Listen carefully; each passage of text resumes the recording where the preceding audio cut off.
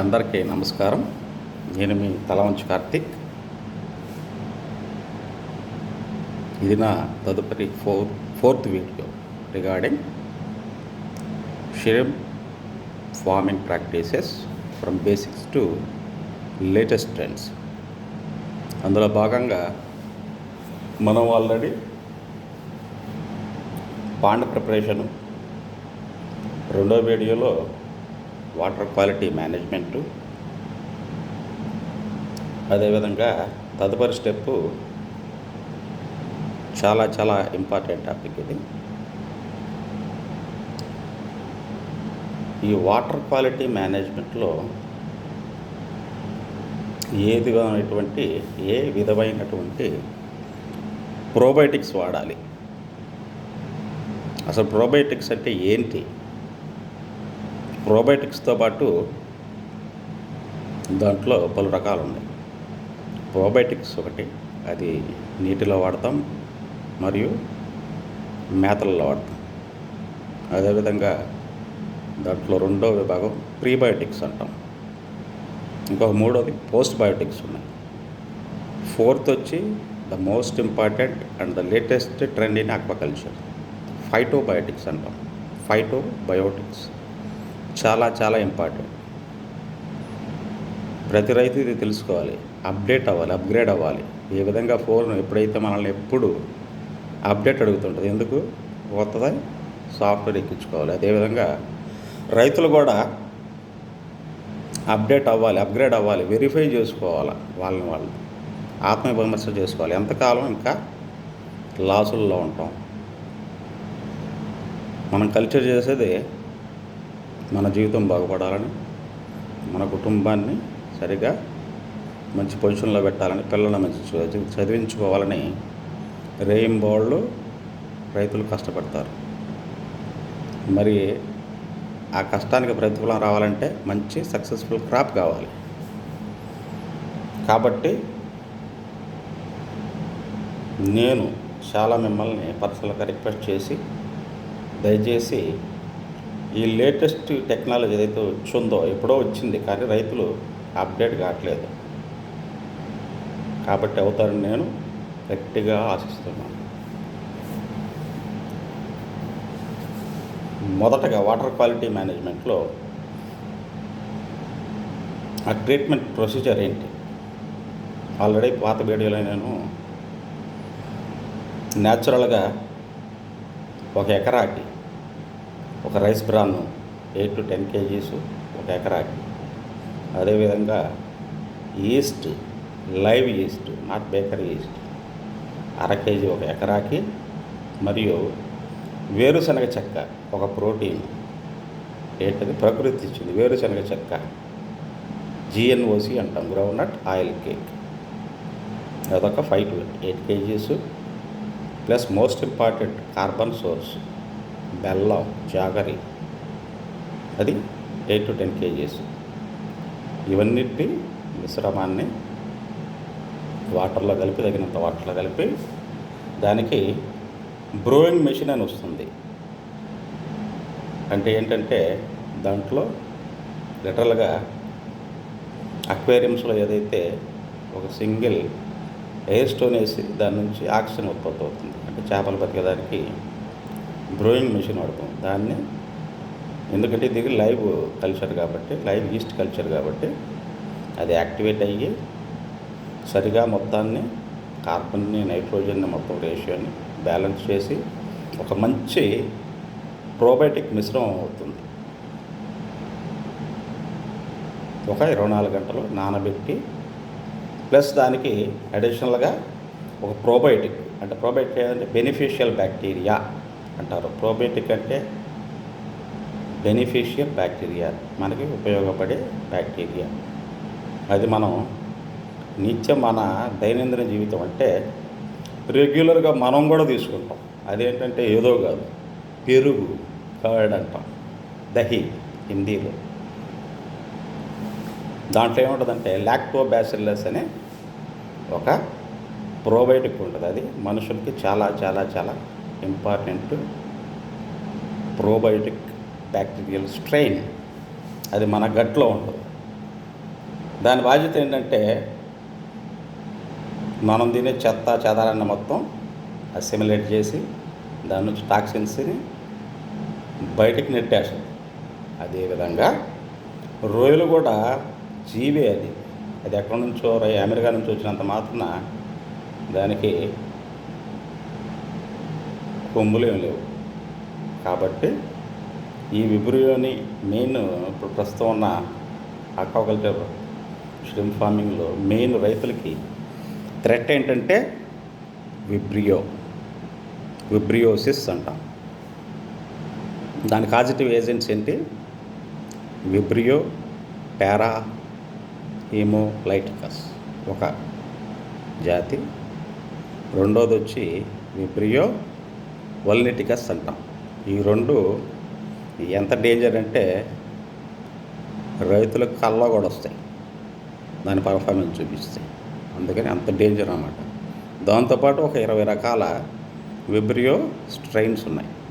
Harmful negative bacteria, gram negative bacteria చాలా చాలా highly, అది చెప్పడానికే వీల్లేదు. రైతుల యొక్క అదేంటంటే శత్రువులు, రైతులే కాదు రొయ్యలకి కూడా. ఇవి వాటికంత ప్రాణాంతకం, మనుషుల మీద కూడా వీటి ప్రతాపం చూపిస్తాయి సరైన కండిషన్స్లో. ఏది విబ్రియోసిస్. దాంతోపాటు ఈహెచ్పి అంట, ఎంటెరోజోవన్ హెపటోపిన్, అదొక పరాన్నజీవి. మూడోది వచ్చి వైట్ ఫేసిస్, తెల్ల రెట్ట వ్యాధి అంటాం. తెల్లగా పాన్ డైప్స్ చుట్టూ మనకు ఉదయాన్నే దర్శనం ఇస్తుంది అన్నమాట. ఎందుకు? భయపెట్టడానికి. ఇవన్నీ రాకుండా ఉండడానికి మొదటి వాటర్ క్వాలిటీ మేనేజ్మెంట్లో భాగంగా ఇప్పుడు నేను చెప్పిన మిశ్రమం ప్లస్ ఒక ప్రోబయోటిక్లు ఏముంటాయంటే బెనిఫిషియల్ బ్యాక్టీరియా ఫ్రమ్ బ్యాసిల్లస్, అదొక మంచి జాతి బ్యాక్టీరియా. దాంతోపాటు లాక్టోబాసిల్లస్, ఇవి చాలా చాలా మనకి రైతులకి ప్లస్ రొయ్యలకి ఉపయోగపడే బెనిఫిషియల్ బ్యాక్టీరియా. అంటే లిటరల్గా చెప్పాలంటే విబ్రియో స్పీసీస్కి బాబులు అంటుంది అనమాట. ఎప్పుడైతే ఆ బాబుని వదులుతామో నీళ్ళల్లో, నీటిల్లి వాటితో ఫైట్ చేస్తాడు. ఎలాగా? వాటర్లో ఉండే ఈ గ్రామ్ నెగిటివ్ బ్యాక్టీరియాతో పోరాడి, ప్లస్ పాండ్ బాటంలో కూడా ఉంటుంది. అది స్లడ్జ్ రూపంలో, నెక్స్ట్ రకరకాల రూపాల్లో ఉంటుంది. ఏది? బ్యాక్టీరియా. మన గట్లయితే ఎలాగ ఉంటాయో డేంజరస్ బ్యాక్టీరియాలు, అదేవిధంగా పాండ్ బాటంలో, నీటిలో, ఎక్కడ పడితే అక్కడ ఉంటుంది. దానికోసం ఈ ప్రోబయోటిక్ అప్లికేషన్ ప్లస్ నేను చెప్పిన ఆ మిశ్రమం న్యాచురల్, ప్రతిదీ ప్రకృతి ప్రసాదించింది, నేనేం కొత్తగా చెప్పట్లేదు. ఇవి ఖచ్చితంగా సీడ్ స్టాకింగ్కి ముందు ట్రీట్మెంట్ ప్రొసీజర్గా ప్రతి ఒక్క రైతు పాటించాల్సిన very very easiest way to control the vibrio attacks from the vibriosis and at the same time white faeces and at the same time whatever. ఇదే మెయిన్ థ్రెట్. నాకు తెలిసి నాకున్న ఈ 24 సంవత్సరాల అనుభవంలో రైతు భయపడేది ఈ మూడింటికే. ఒకటి విబ్రియోసిస్, 2 వైట్ ఫేసిస్, 3 అసలు ఈహెచ్పి. అది వస్తే ముందు గుడ్డ తీర్చడం బెస్ట్. దాని జోలికే మనం పోనక్కర్లే. రిస్క్ తీసుకోకూడదు, లిటరల్గా రిస్క్ తీసుకోకూడదు. ఈహెచ్పి వస్తే మ్యాక్సిమం దాన్ని హార్వెస్ట్ చేయడానికి ప్లాన్ చేయాలి. లేదు ఒక 60-70 రోజులు డేస్ ఆఫ్ కల్చర్ అయిపోయింది, ఇంకా నేను పోరాడతానంటే దానికైనా డిహెచ్పికి the best and easiest way to control that EHP is eucalyptus oil. అది కూడా ప్రకృతి ఇచ్చిందే, జామ్ ఆయిల్. అది ఒక 5 to 10 ml పర్ కేజీ ఫీడ్కి ఇంకా అనుకోని పరిస్థితులు అందించాల్సిందే. అప్పటికి మనకి చేతులు కాలిపోయి ఉంటాయి. ఆ కాలకుండా బ్రేక్ ఈవెన్ చేసుకునేదానికి అదొక మిశ్రమం. జామ ఆయిల్, యూకలిప్టస్ ఆయిల్.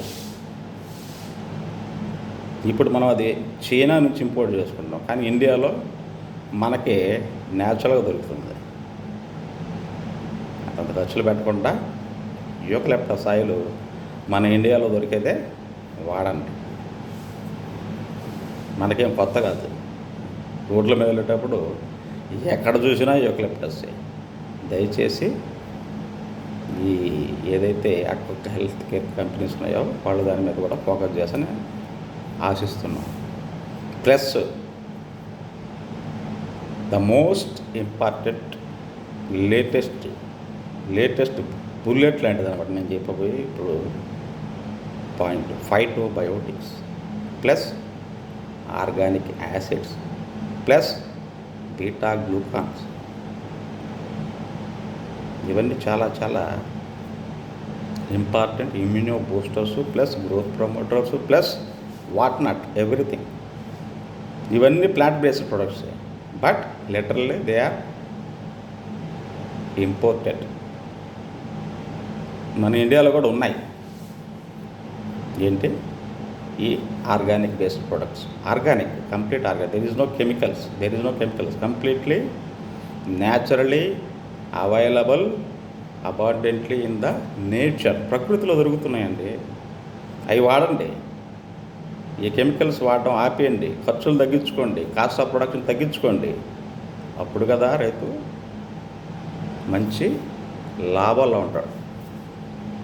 ఆ లాభాలు పొందాలంటే మొదటగా ఫీడ్ మేనేజ్మెంట్లో ప్లస్ ఈ ఆక్వా హెల్త్ కేర్ ప్రొడక్ట్స్ అయితే ఏదో ఉన్నాయో విచ్చలవిడిగా వాడకండి, ఒక పద్ధతిగా వాడండి. మనకు కావాల్సింది ఏంటి? నీటిలో ఉన్న ఆ మురుగుని ప్లస్ ఆ బ్యాక్టీరియాని ప్లస్ ఏదైతే ఉన్నాయో వీటిని కంట్రోల్ చేయడానికి ఈ ప్రోబయోటిక్స్ ఉపయోగపడతాయి. కానీ రొయ్యల్లోకి వెళ్ళాలంటే ఎలాగా? అవి నీటిలోంచి పోవు, మేత ద్వారా ఇవ్వాలి. ఇప్పుడు మనం ఎలా అయితే అన్నం తింటామో అన్నంతో పాటు పెరుగు తింటాం, అది కడుపులోకి వెళ్తుంది. అదేవిధంగా రొయ్యలకు కూడా మేతల్లో కేజీకి ఒక 5 నుంచి 10 గ్రాములు త్రూ అవుట్ ద కల్చర్ వాడుకోండి.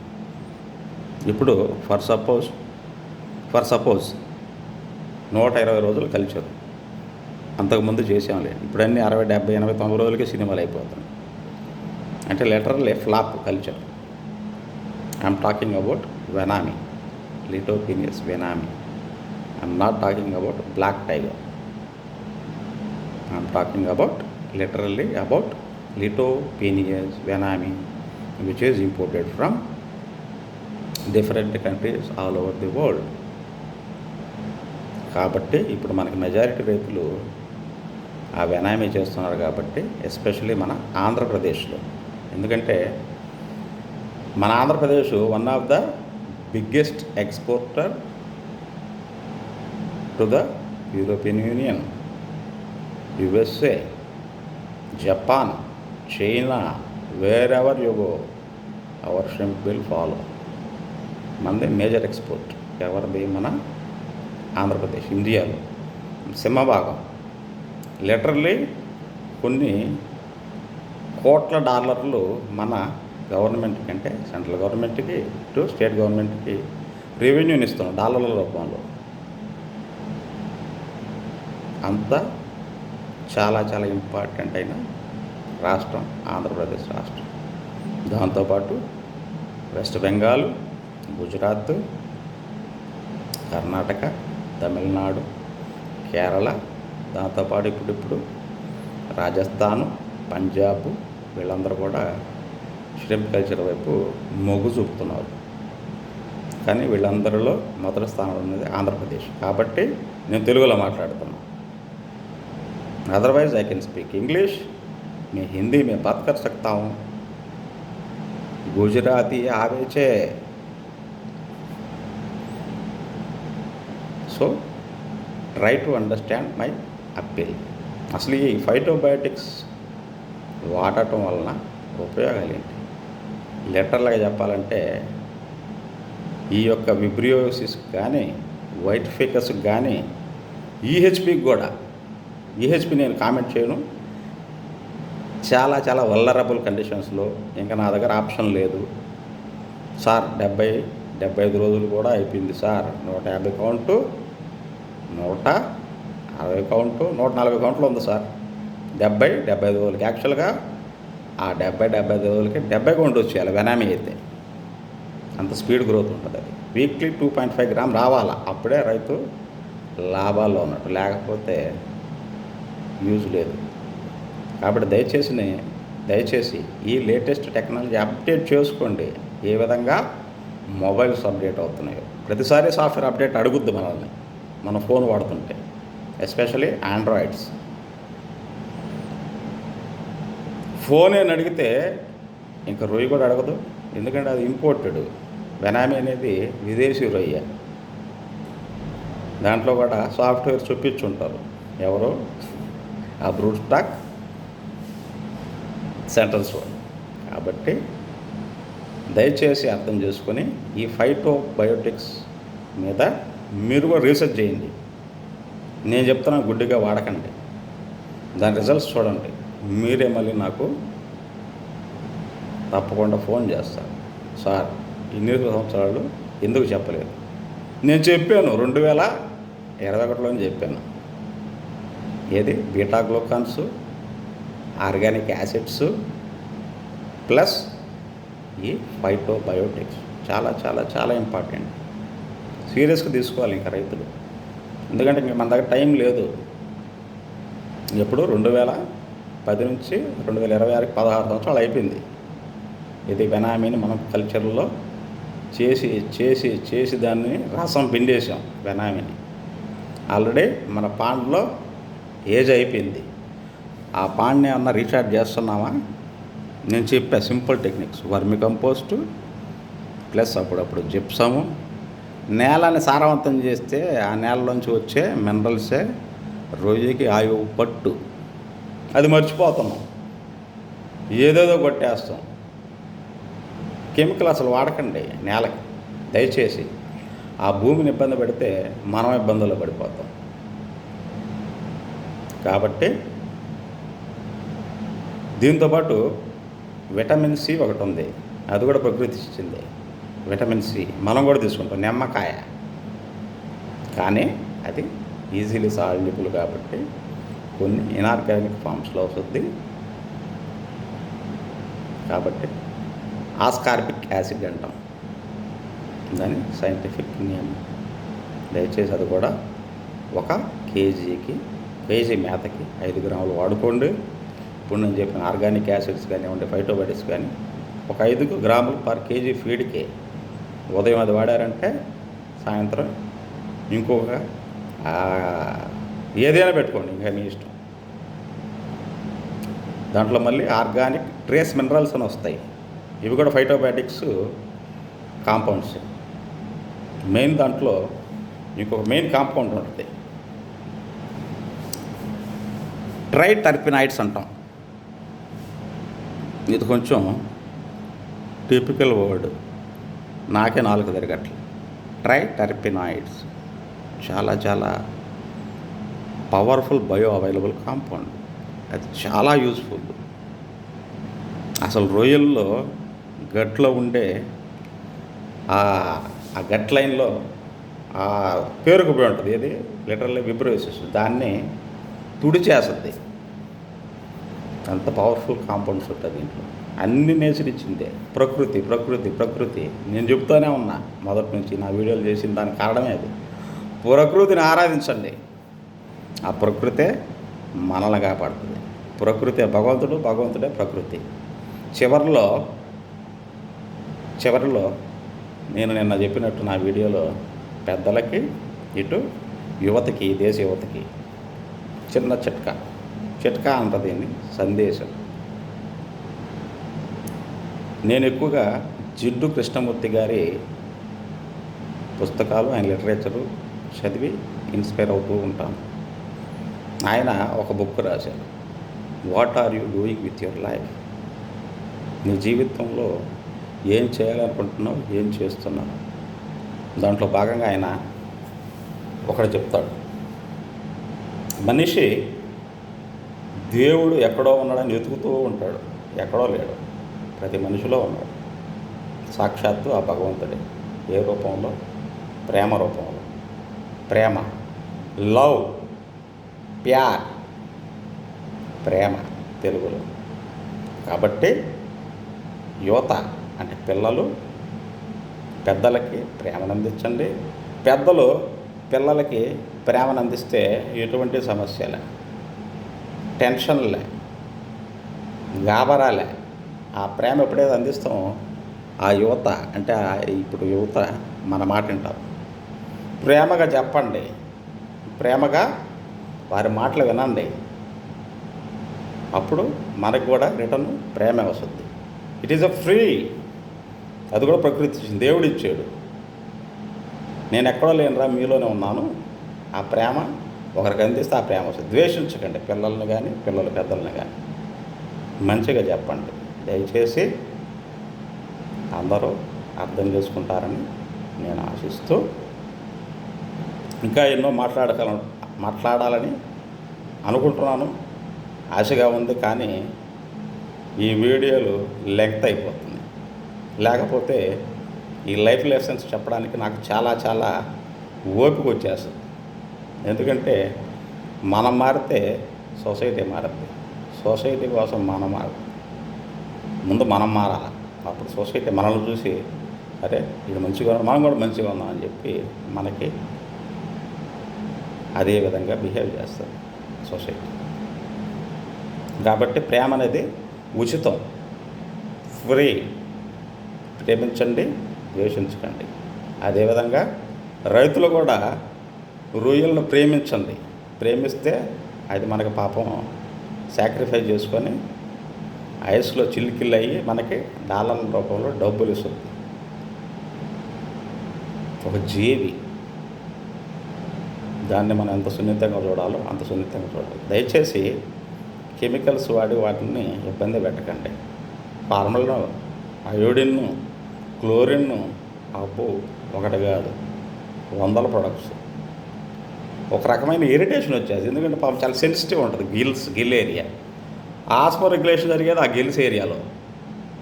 అవి ఎంత మీరు కెమికల్స్ ఇరిటేషన్ ఇచ్చేస్తాయి. ఎవర్రా నాయన ఈ రైతు నన్ను చంపేస్తానంటది. అప్పుడు అది స్ట్రెస్కి గురయ్యి దిక్కుదోసగా డైక్స్ అంటే పాండ్ చివరికి వచ్చి పడిపోయి చచ్చిపోతాయి. అది చూసి మనం గాబరా పడిపోతాం. అదేవిధంగా మేతలు విచ్చలవిడిగా వాడకండి, సరిపడినంత ఒక రేషియో ప్రకారం.